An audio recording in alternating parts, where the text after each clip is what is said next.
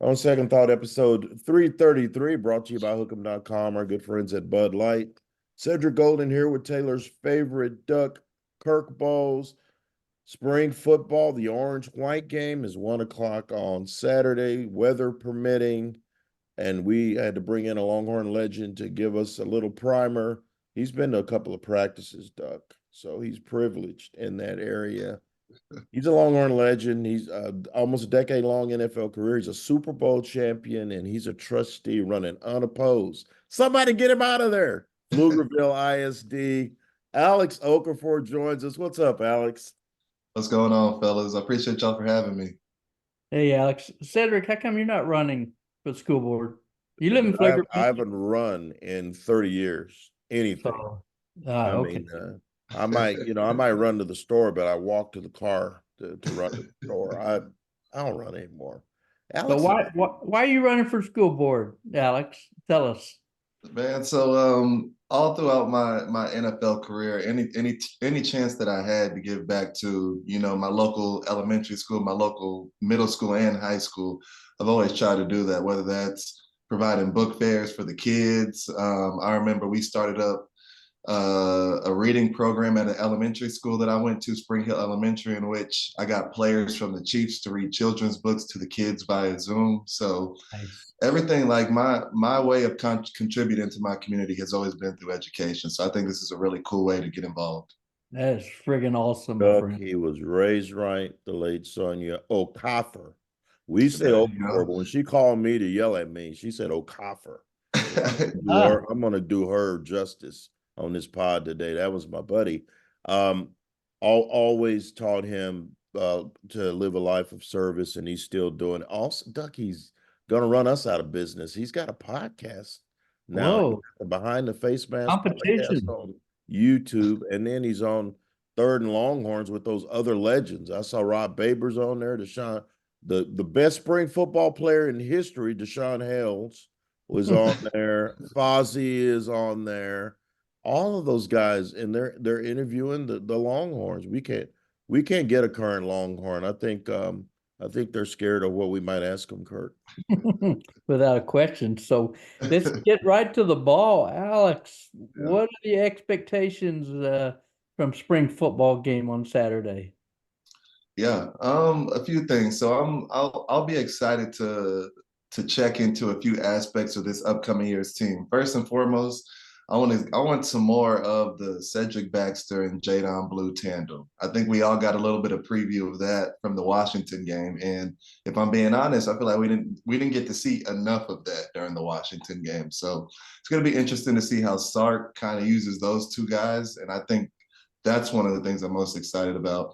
Also, too, how are we going to replace the production of T Sweat and Bryon Murphy? Fat That's going to boys, be interesting as Fat well. boys broke up. Yeah, Yeah. Yeah, how? How are they going to do that? Yeah, that's gonna be tough. So it's gonna be interesting to see which guys get to rotate in there, see what type of production we get out of that. And speaking of the D line, also one specific player would probably be Trey Moore for me. That's probably the guy that I'm gonna watch every single snap. He's been he had UTSA. excited. what, 17 or 18 sacks at UTSA last year. He had 14 and a half, and I think he had 22 the last couple of years. So he's a force. What do you Unreal. expect from him? Have you And seen they, any they from haven't him? had a double-digit sack master since Jackson Jeffcoat left in 2013. Man, that's been a minute. That has been a minute. And I think that he's going to be good. I'm looking forward. What have you seen from this Colin Simmons from Duncanville?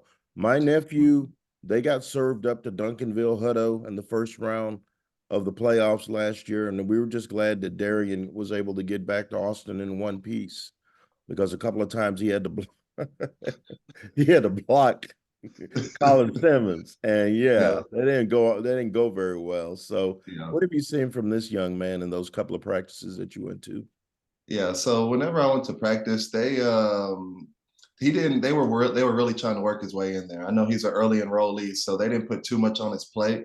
Had him coming in here and there, but not necessarily just giving him the full load. So I don't have much to say for him, but I will say everybody seems to be excited about him. He's seemed to put on quite a bit of weight since he's gotten on campus. He's Hmm. approached this spring semester the right way, and I'm telling you, UT is excited about this kid. And did you watch Trey Moore? Did he flash when you saw him at practice? Did he flash? Look, I'm not gonna say any names, but it was the way we practice was set up was it had one group on this side of the 50, other group on this side of the 50, and coaches and a couple of players were kind of straddling the 50-yard line. When I say I got caught looking at the wrong side of the field and he came and blew somebody up in the backfield behind me, and I can almost feel the wind from that impact. That's I why. said, okay, I got to keep my head on the swivel during this practice. But that's the type of intensity that Sark had going on that day, and I'm sure it carried on throughout all of spring. Man, I love to hear that.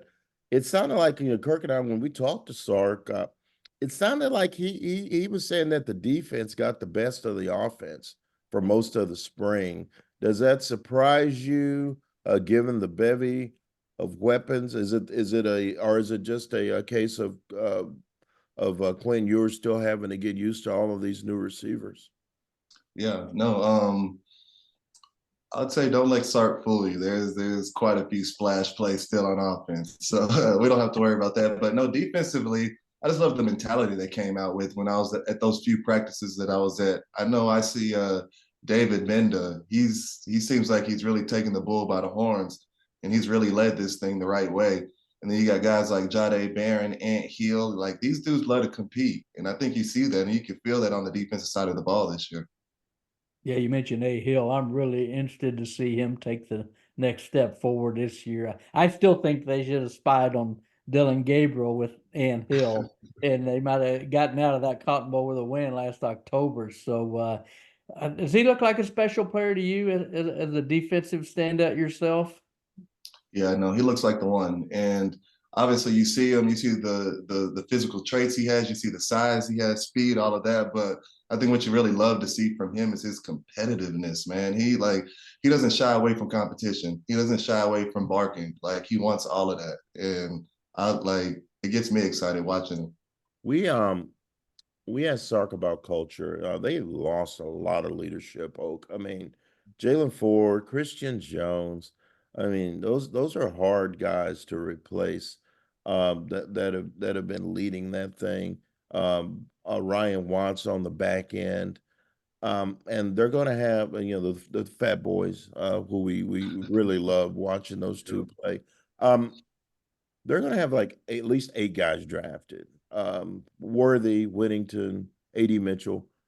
Mhm. Is there a tendency for fan bases just because you put together a 12-win season to all of a sudden go, hey, this is who we are?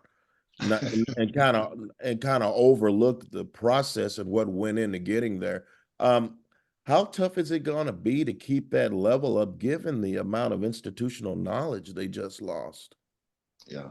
And I think that's a good like dynamic that needs to be looked at. Like, let's be honest, Texas hasn't been we haven't reached expectations that we're supposed to reach the past decade. And now all of a sudden it almost feels like we're getting instant success, but we haven't necessarily taken the necessary steps, which we have, but it's really it feels like we're ahead of schedule almost. And how do you take that and really see where we can go in the future? And I've kind of been guilty of this as well. Like I'm kind of what you were describing, this who we are fan. Like if we drop more than 2 a year, I'm disappointed. I have to catch myself. So I'm with you. But I think rest assured what comforts me the most is the type of talent that Sark has stacked on this roster. Like he's gone out and gotten a specific type of guy.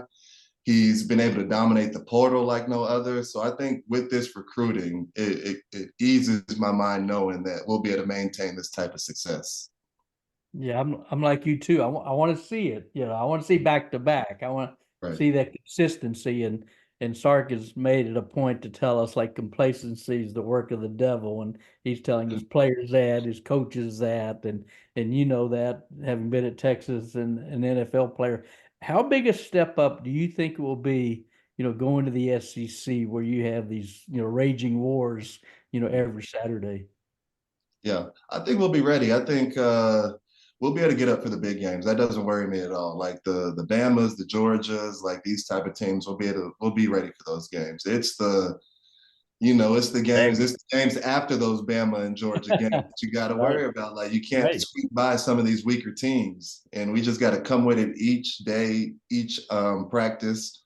And I'm confident Sark has built this thing the right way, so I know we will, and I think we'll be ready for this. I am excited about I'm excited about that whole schedule.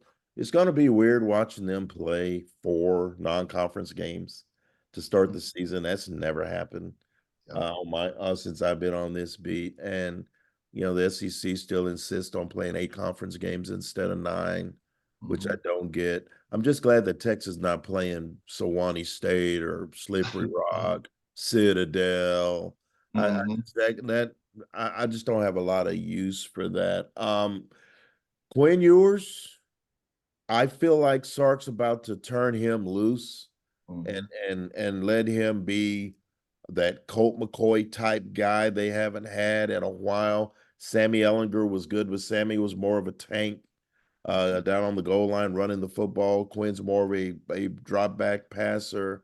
What have you seen from young Quinn, and do you think he's looking over his shoulder? We saw Arch Manning at Mansell Rancho. He looks like you, Alex. He's big. That's a big man. That is a big man. No, I said the same thing. First, yeah, I gotta acknowledge Arch. He surprised me. His stature surprised me, man. He looks like one of the Mannings. He does for sure. He's a big dude, He yeah. fits that mold for sure. So, no, I love that we have a loaded QB room. I love that Arch will be on Ewers' heels. Not that he's going to take his spot or anything like that, but the fact that he can push him week in and week out and know that we have a viable option waiting there on the bench. But first and foremost for Quinn, I think he made the best decision by coming back. I know a lot of people expected him to leave, and without the injury last season, he probably would have left. But I think it was a blessing in disguise. I think it brings him back, and I think he can reach the heights here at Texas that he didn't reach last year. Like you said, kind of like the Colt McCoy type of heights that he could reach. So I'm excited to see the next step that he takes. One thing about Quinn is he's going to look great at practice. He's going to look great at workouts. Like, you know what you're getting. You're getting that beautiful ball. You're getting that arm strength, and you love to see that. I kind of want to see him in big moments take more command this season and make those bigger, more clutch plays this season. I think you can do that for us, but that's what I'll be looking for. Let me ask you something. Yeah. That last throw to A.D. Mitchell, if he zips it in there, I think A.D. Mitchell finds a way to catch that ball. I think so too. Too much lob, not enough zip. Were you at Pro Day? We saw you at Pro Day, didn't we? I was at Pro Day. Yep. He was Quinn dropping dimes. Kirk wasn't there. Was Quinn dropping dimes, or was Quinn dropping dimes at Pro Day? Listen, it was unbelievable, and it's not exaggerated. He looked the part at Pro Day. So I say that to say, wherever he finishes the season on the draft boards, just know after that Pro Day next year, he's just going to continue to rise. Like, he's only going up after workouts because he looks that good in person. Does he look like an NFL quarterback who can start and play for 6-10 years? Absolutely, he did that. Yeah, he does. He did. Yeah. I agree, especially since he kind of built out his frame a little bit as well. You're right, though, Alex. It's like Texas gets up for the Alabamas and the Oklahomans, and they play Michigan week 2. That's going to be a heck of a game early in the season. Is there any 1 or 2 things that you'd like to see more from Quinn? You said you want to see more clutch plays, and he ran a little bit more, last year. That's what I don't want to see. No, you don't want to see that. I don't want to see that. Quinn, he has to get better at sliding and taking. He got blown up in Houston. I was like, he was like in between. Yeah, the ground. Yeah, so if I'm being honest, I don't want to. This is what I want from him. Speaking of that, I want to see a full season. What is it? 12 games out of him. He gives us 12 games. I think this Texas team gets exactly where it wants to go. I think he reaches the aspirations at the next level he wants to reach. And I think if we're really looking into it, it's about health. Because he plays well, he always has to take these small hiatuses during the season. So if he can continue just to, pick up steam, continue to gain momentum, I think he'll get us where we want to go. And he's edged weight back. What he had, 10, 12 pounds. Said. He's like 205 right now, says he's going to get up to 210. Played at 195 That's too skinny last year. I got to mention this, and you mentioned his health. Um, when the Longhorns beat the ever living, you know what, out of OU in '05, OU had a quarterback. Was it Red Bomar? Red Bomar was a quarterback, and he took just a savage beating that day. And we asked Vince Young about it. This is 6'5", 230-pound Vince Young. So I was like, Vio, man, what do you think about Bomar? How tough was that kid? And Vince goes, that boy needs to learn how to get out of bounds. He needs to learn how to slide. You never saw Vince Young get blown up. Vince always knew how to dip out of bounds, how to get down on the ground. He rarely had to slide because he was fast enough to beat him to the corner and get out of bounds. And he's not fleet of foot, so he's going to have to master that slide because that could be the difference between them winning 8 games and them winning 11 games. Sure. Yeah. I think Arch is going to be good, but if I'm Sark, I want Quinn in there for 12 games. And then we talked about receivers a little bit. Did anybody catch your eye, Alex, among these receivers? They lose their 4 top pass catchers, and we all know how hard that is to replace. Bond, Golden, who are you seeing that you like may be that alpha dog at receiver, Alex?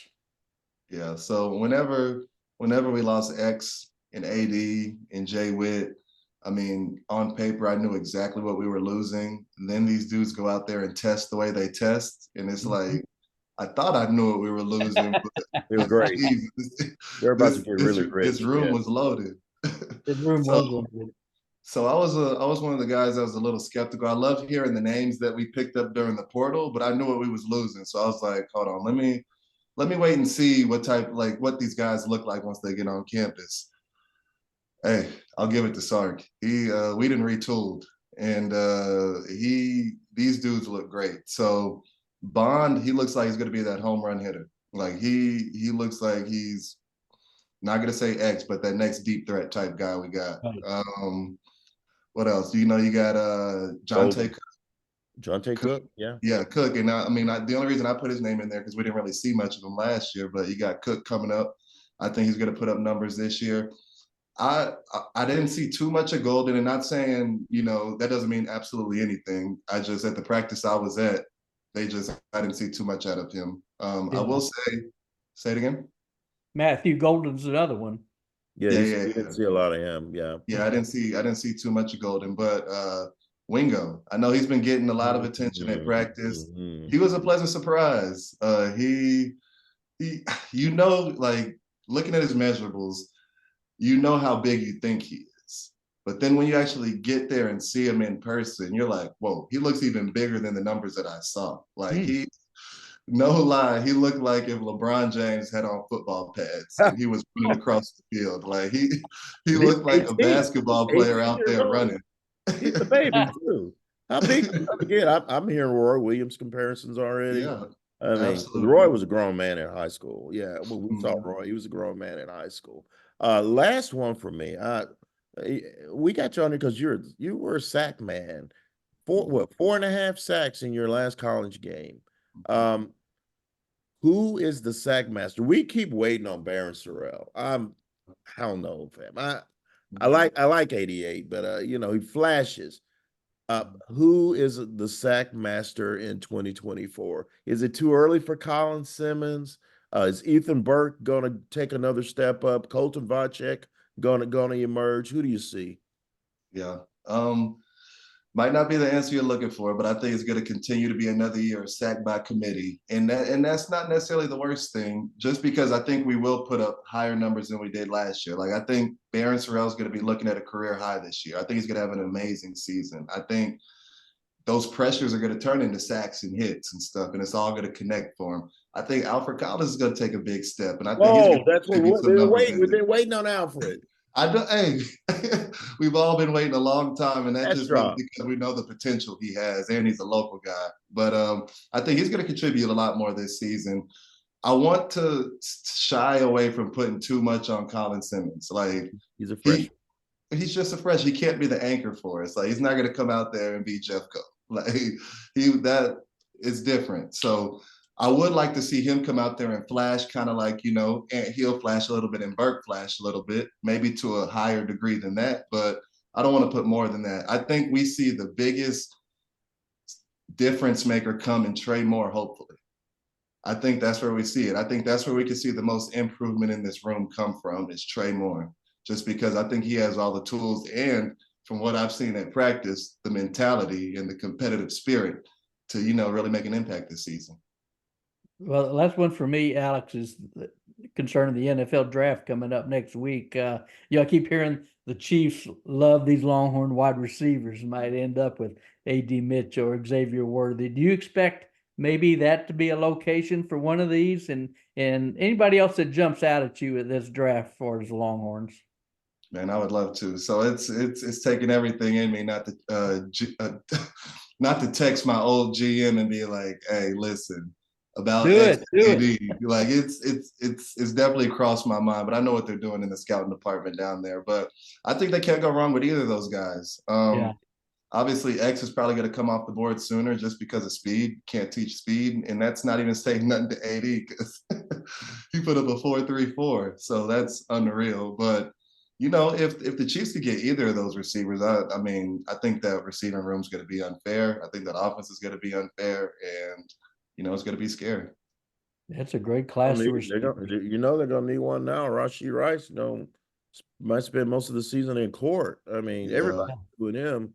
Yeah, he'll have a lot going on during the season. But yeah, if they get a guy like AD, I think that's a home run for him. Oh, like man. I said, I think X will go a little higher, but they get AD, they're getting a wide receiver 1 at the bottom of the first. So and Jonathan Brooks is listed as maybe the first running back, taken off the board, even though he's off of ACL surgery. What was the TCU game in November? I mean, that'd be Cowboys are taking him, Kirk.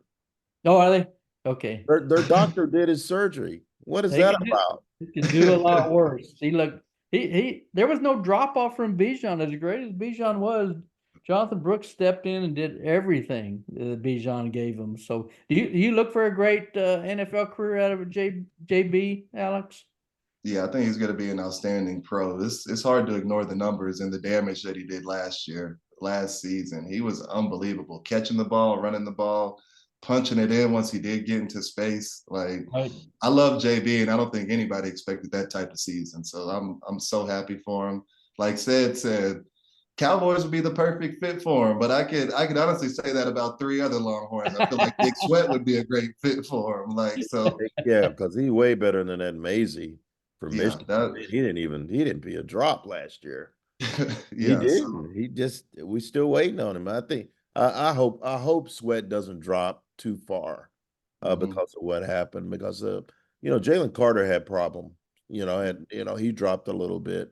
And the Eagles got a find. He's great. So hopefully Sweat will land in a nice spot in the first, second round. Hopefully he doesn't slip to the third, because that's a lot. That's a lot of greenbacks that he's missing out on from second to third round. Yeah. Any television duties you have coming up you need to promote, Alex? There you go. Sunday night with Bob Alou, maybe. Not yet. I might try to jump in the studio, but nothing is confirmed just yet. But definitely next football season, you'll be able to catch me again on local networks. Awesome. Well, man, it's always a pleasure, Alex. Spring football game is at 1:00 on Saturday. It's the last live football game that you'll see on the Longhorn Network, by the way, even if it's a scrimmage. The Longhorn Network's coming to an end, so you better enjoy while you got it. But Alex, man, we appreciate it, and we will hook back up sometime during the season. Always a pleasure, brother. Absolutely. I appreciate y'all, fellas. Thank you. Good luck with the school board. Absolutely. Thank you.